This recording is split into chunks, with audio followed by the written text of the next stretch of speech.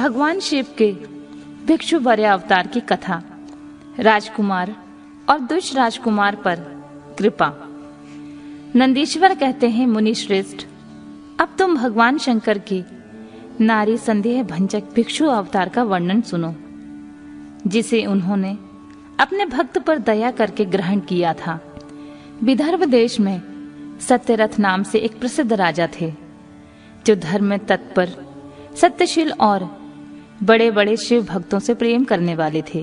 धर्म पूर्वक पृथ्वी का पालन करते हुए उनका बहुत सा समय सुखपूर्वक बीत गया। तदनंतर किसी समय शाल्व देश के राजाओं ने उस राजा की राजधानी पर आक्रमण करके उसे चारों ओर से घेर लिया। बलोन्मत्त शाल्व देशीय क्षत्रियों के साथ, जिनके पास बहुत बड़ी सेना थी, राजा सत्यरथ पर भयंकर बड़ा युद्ध हुआ। शत्रुओं के साथ दारुण युद्ध करके उनकी बड़ी भारी सेना नष्ट हो गई।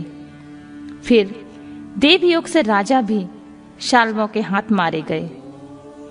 उन नरेश के मारे जाने पर मरने से बचे हुए सैनिक मंत्रियों सहित भय से बिहल होकर भाग खड़े हुए। मुने, उस समय विदर्भ राज सत्यरथ की महारानी शत्रुओं से घिरी होने के कारण कोई प्रयत्न करके रात के समय अपने नगर से बाहर निकल गईं। वे गर्भवती थीं, अतः शोक से संतृप्त हो भगवान शंकर के चरणार बिंदों का चिंतन करती हुई वे धीरे धीरे पूर्व दिशा की ओर बहुत दूर चली गईं। सवेरा होने पर रानी ने भगवान शंकर की दया से एक निर्मल सरोवर देखा। उस समय तक वे बहुत दूर का रास्ता तय कर चुकी थीं। सरोवर के तट पर आकर वे सुकुमारी रानी एक छायादार वृक्ष के नीचे बैठ गईं। भाग्यवश उसी निर्जन स्थान में वृक्ष के नीचे ही रानी ने उत्तम गुणों से युक्त शुभ मुहूर्त में एक दिव्य बालक को जन्म दिया, जो सभी शुभ लक्षणों से संपन्न था। देववश उस बालक की जननी महारानी को बड़ी जोर से प्यास लगी। तब वे पानी पीने के लिए उस सरोवर में उतरी। इतने में ही एक बड़े भारी ग्राह ने आकर रानी को अपना ग्रास बना लिया। वह बालक पैदा होते ही माता पिता से हीन हो गया और भूख प्यास से पीड़ित हो उस तालाब के किनारे जोर जोर से रोने लगा। इतने में ही उस पर कृपा करके भगवान महेश्वर वहां आ गए और उस शिशु की रक्षा करने लगे। उन्हीं की प्रेरणा से एक ब्राह्मणी अकस्मात वहां आ गई। वह विधवा थी, घर घर भीख मांगकर जीवन निर्वाह करती थी और अपने 1 वर्ष के बालक को गोद में लिए हुए उस तालाब के तट पर पहुंची थी। उसने वहां एक अनाथ शिशु को वहां क्रंदन करते हुए देखा। निर्जन वन में उस बालक को देखकर ब्राह्मणी को बड़ा विस्मय हुआ और वह मन ही मन विचार करने लगी, अहो, यह मुझे इस समय बड़े आश्चर्य की बात दिखाई देती है कि यह नवजात शिशु, जिसकी नाल भी अभी तक नहीं कटी है, पृथ्वी पर पड़ा हुआ है। इसकी मां भी नहीं है, पिता आदि दूसरे कोई सहायक भी यहाँ नहीं दिखाई देते हैं। क्या कारण हो गया? ना जाने यह किसका पुत्र है। इसे जानने वाला यहाँ कोई भी नहीं है, जिससे इसके जन्म के विषय में पूछूं। इसे देखकर मेरे हृदय में करुणा उत्पन्न हो गई है।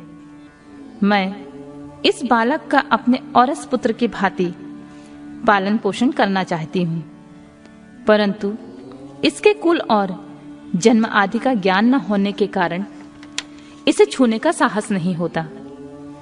ब्राह्मणी जब इस प्रकार का विचार कर ही रही थी, उसी समय भक्त वत्सल भगवान शंकर ने बड़ी कृपा की। बड़ी बड़ी लीलाएं करने वाले महेश्वर एक सन्यासी का रूप धारण करके वह सहसा आ पहुंचे, जहां वह ब्राह्मणी संदेह में पड़ी हुई थी और यथार्थ बात को जानना चाहती थी। श्रेष्ठ भिक्षु का रूप धारण करके आए हुए करुणा निधान शिव ने उससे हंसकर कहा, ब्राह्मणी, अपने चित्त में संदेह और खेत को स्थान ना दो। यह बालक परम पवित्र है, तुम इसे अपना ही पुत्र समझो और प्रेम पूर्वक इसका पालन करो। ब्राह्मणी बोली, प्रभु, आप मेरे भाग्य से ही यहां पधारे हैं। इसमें कोई संदेह नहीं है कि मैं आपकी आज्ञा से इस बालक का अपने पुत्र की भांति ही पालन पोषण करूंगी। तथापि मैं विशेष रूप से यह जानना चाहती हूं कि यह वास्तव में कौन है, किसका पुत्र है और आप कौन हैं जो इस समय यहां पधारे हैं। भिक्षुवर, मेरे मन में बार बार यह बात आती है कि आप करुणा सिंधु शिव ही हैं और यह बालक पूर्व जन्म में आपका भक्त रहा है। किसी कर्म दोष से यह इस दुरावस्था में पड़ा है। इसे भोगकर यह पुनः आपकी कृपा से परम कल्याण का भाग्य होगा। मैं भी आपकी माया से ही मोहित होकर मार्ग भूलकर यहाँ आ गई हूँ। आपने ही इसके पालन के लिए मुझे यहाँ भेजा है। भिक्षु प्रवर शिव ने कहा, ब्राह्मणी सुनो, यह बालक शिव भक्त विदर्भराज सत्यरथ का पुत्र है। सत्यरथ को साल्व देशीय क्षत्रियों ने युद्ध में मार डाला है। उनकी पत्नी अत्यंत व्यग्र हो रात में शीघ्रता पूर्वक अपने महल से बाहर भाग आईं। उन्होंने यहां आकर इस बालक को जन्म दिया। सवेरा होने पर वे प्यास से पीड़ित होकर सरोवर में उतरी। उसी समय देववश एक ग्राह ने आकर उन्हें अपना आहार बना लिया। ब्राह्मणी ने पूछा, भिक्षुदेव, क्या कारण है कि इसके पिता राजा सत्यरथ श्रेष्ठ भोगों के उपभोग के समय बीच में ही शाल्व देशीय शत्रुओं द्वारा मार डाले गए? किस कारण से इस शिशु की माता को ग्रह ने खा लिया और यह शिशु जन्म से ही अनाथ और बंधुहीन हो गया? इसका क्या कारण है? मेरा अपना पुत्र भी अत्यंत दरिद्र और भिक्षुक क्यों हुआ तथा मेरे इन दोनों पुत्रों को भविष्य में कैसे सुख प्राप्त होगा? भिक्षुवर शिव ने कहा, इस राजकुमार के पिता विदर्भराज पूर्व जन्म में पांडे देश के श्रेष्ठ राजा थे। वे सब धर्मों के ज्ञाता थे और संपूर्ण पृथ्वी का धर्म पूर्वक पालन करते थे। एक दिन प्रदोष काल में राजा भगवान शंकर का पूजन कर रहे थे और बड़ी भक्ति से त्रिलोकीनाथ महादेव जी की आराधना में संलग्न थे। उसी समय नगर में सब ओर बड़ा भारी कोलाहल मचा। उस उत्कट शब्द को सुनकर राजा ने बीच में ही भगवान शंकर की पूजा छोड़ दी और नगर में क्षोभ फैलने की आशंका से राजभवन से बाहर निकल गए। इसी समय राजा का महाबली मंत्री शत्रु को पकड़कर उनके समीप ले आया और वह शत्रु पांडव राज का ही सामंत था। उसे देखकर राजा ने क्रोधपूर्वक उसका मस्तक कटवा दिया। शिव पूजा छोड़कर नियम को समाप्त किए बिना ही राजा ने रात में ही भोजन कर लिया। इसी प्रकार राजकुमार भी प्रदोष काल में शिव जी की पूजा किए बिना ही भोजन करके सो गया। वही राजा दूसरे जन्म में विदर्भराज हुआ था। शिव जी की पूजा में विघ्न होने के कारण शत्रुओं ने उसको सुख भोगने के बीच में ही मार डाला। पूर्व जन्म में जो उसका पुत्र था वही इस जन्म में भी हुआ है। शिव जी की पूजा का उल्लंघन करने के कारण यह दरिद्रता को प्राप्त हुआ है। इसकी माता ने पूर्व जन्म में छल से अपनी सौत को मार डाला था। उस महान पाप के कारण ही वह इस जन्म में ग्राह के द्वारा मारी गई। ब्राह्मणी, यह तुम्हारा पुत्र पूर्व जन्म में उत्तम ब्राह्मण था। इसने सारी आयु केवल दान लेने में ही बिताई है, यज्ञ आदि सत्कर्म नहीं किए हैं, इसीलिए यह दरिद्रता को प्राप्त हुआ है। उस दोष का निवारण करने के लिए अब तुम भगवान शंकर की शरण में जाओ। वे दोनों बालक यज्ञोपवीत संस्कार के पश्चात भगवान शिव की आराधना करें। भगवान शिव इनका कल्याण करेंगे। इस प्रकार ब्राह्मणी को उपदेश देकर भिक्षु का शरीर धारण करने वाले भक्त वत्सल शिव ने उसे अपने उत्तम स्वरूप का दर्शन कराया। उन्हें साक्षात शिव जानकर ब्राह्मण पत्नी ने प्रणाम किया और प्रेम से गद्यवाणी द्वारा उनकी स्तुति की। तत्पश्चात भगवान शिव वहीं अंत ध्यान हो गए। उनके चले जाने पर ब्राह्मणी उस बालक को लेकर अपने पुत्र के साथ घर को चली गई। एक चक्र नाम के सुंदर ग्राम में उसने अपना घर बना रखा था।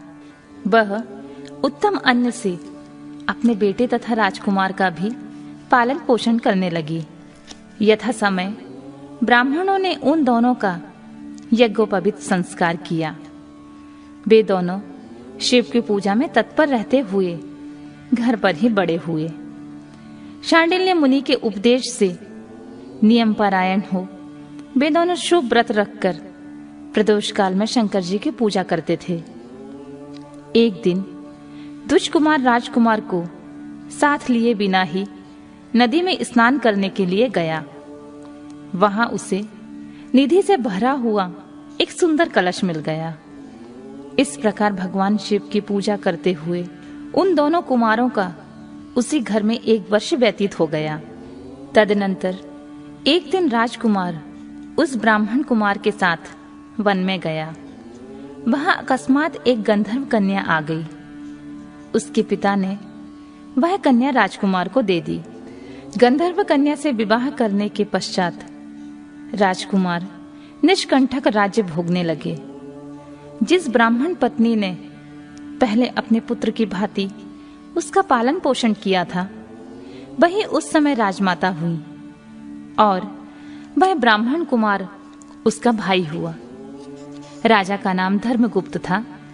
इस प्रकार देवेश्वर शिव की आराधना करके राजा धर्मगुप्त अपनी उस रानी के साथ विदर्भ देश में राजोचित सुख का उपभोग करने लगा। यह मैंने तुमसे शिव के भिक्षुवर अवतार का वर्णन किया है, जिन्होंने राजा धर्मगुप्त को बाल्यकाल में ही सुख प्रदान किया था। यह पवित्र आख्यान पापहरी, परम पावन, चारों पुरुषार्थों का साधक तथा संपूर्ण अभीष्ट को देने वाला है। जो प्रतिदिन एकाग्रचित होकर इसे सुनता है या सुनाता है, वह इस लोक में संपूर्ण भोगों का उपभोग करके अंत में भगवान शिव के धाम में जाता है।